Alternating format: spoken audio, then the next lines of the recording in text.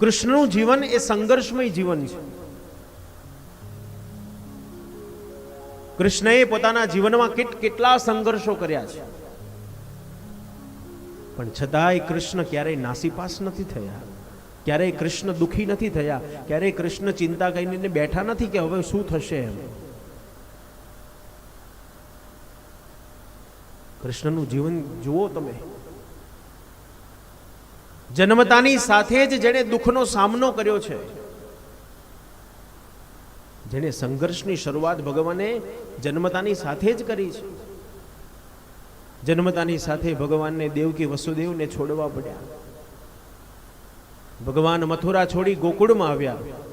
ગોકુળમાં આવ્યા પછી એ કન્યાને માખણ મિશ્રી આરોગવાનું ન મળ્યું, પૂતનાનું વિષપાન પીવું પડ્યું. અગાસુર, બકાસુર,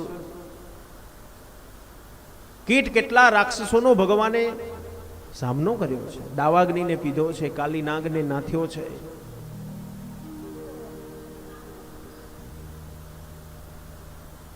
ભગવાન ગોકુળમાંથી વ્રજમાં આવ્યા. વ્રજમાં આવી યમુનાને પાવન કરી, કાલી નાગની સાથે ભગવાને યુદ્ધ કર્યું. વ્રજમાંથી ભગવાન મથુરામાં આવ્યા. મથુરા આવતાની સાથે મજ્જરતા હાથીનો ભગવાને નાશ કર્યો.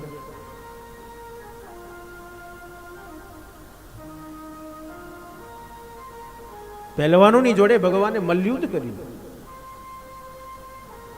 કંસની સાથે યુદ્ધ કર્યું, કંસનો નાશ કર્યો. જરાસંઘની સાથે યુદ્ધ કર્યું ભગવાને. મથુરામાં આવ્યા પછી એ ભગવાનને ક્યાં શાંતિ મળી છે?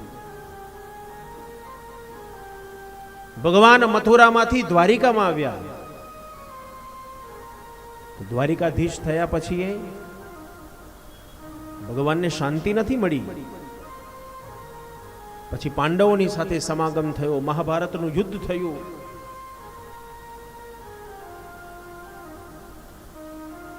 પોતાના વંશજો અંદર ઝઘડી રહ્યા છે, પણ કૃષ્ણ ક્યારેય નાસીપાસ નથી થયા.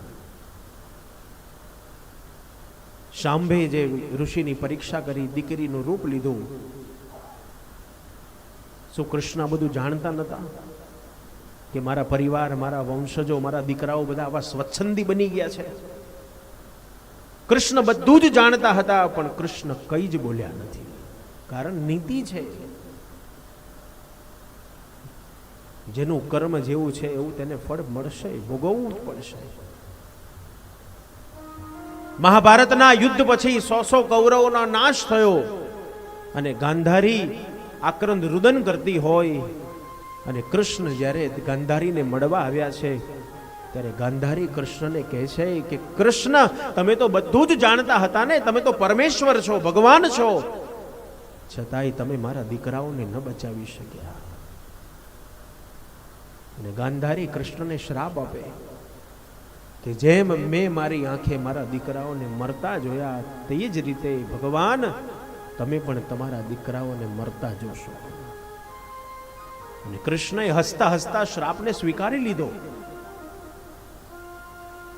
કૃષ્ણ કઈ બોલવા નથી ગયા, સામે જવાબ આપવા નથી ગયા કે ના મારો કોઈ વાંક નતો અને તમારા દીકરાઓનું કર્મ એવું હતું, મેં તો સમજાયા હતા પણ માન્યા નહીં. કૃષ્ણ કઈ જ નથી બોલ્યા. હસતા હસતા એ શ્રાપને ભગવાને સ્વીકારી લીધો.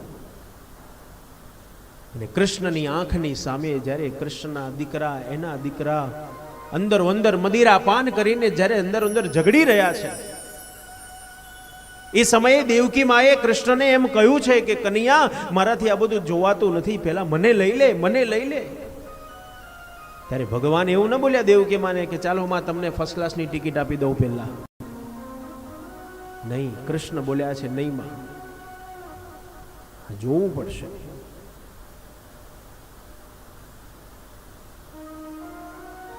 કૃષ્ણનું જીવન એ સંઘર્ષમય જીવન છે, પણ ક્યારેય કૃષ્ણ નાસીપાસ નથી થયા.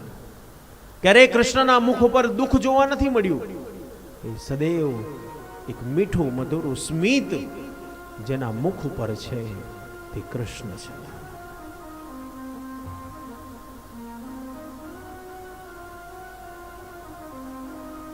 શીખવાની જરૂર છે આપણે બધાએ. આટલી બધી મુસીબતો, આટલી બધી તકલીફો તો આપણા જીવન નથી ને જેટલી કૃષ્ણએ જેની સહન કરી છે. છતાંય જો કૃષ્ણ હસતા હસતા એ મુસીબતોનો સામનો કરતા હોય તો આપણાથી કેમ ના થાય? આપણી ઉપર તો કઈ એટલા બધા દુઃખના ડુંગરા તૂટી પડ્યા છે.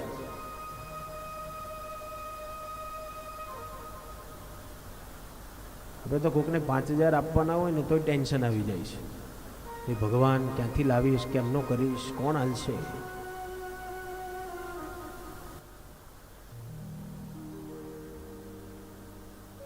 આપણું મન ડગી જાય છે, કારણ આપણી પાસે એ ભક્તિનું ભાથું નથી.